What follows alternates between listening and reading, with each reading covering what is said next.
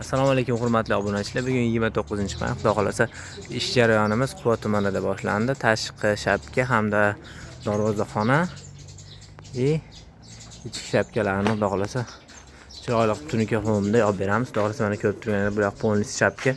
Bu patoloy buziladi. Xudo xolasa biz kuzatib borsa ish jarayonini bitta qo'yib xudo xolasa ko'rsatib boramiz. Mana xudo xolasa ish jarayonimiz ketyapti. Ustakamiz sekin olsa o'rnolga olib o'ylab to'g'rilab chiqyapti. Ish jarayonlarimiz ketyapti.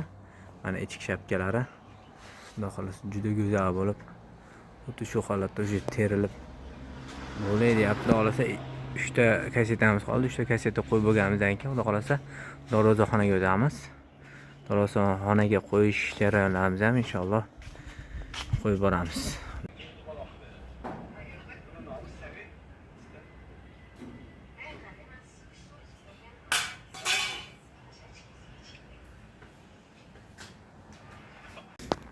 Mana hurmatli obunachilar, xudo xolasa Quvadagi obyektimizni butunlay yakunladik. Mana ko'rib tursangiz juda go'zal holatda chiqdi. Xudo xolasa mana darvozaxonalarni yaqinlashtiramiz. Bu yoqqa xudo xolasa mana Zivozine bu yozibdi mana.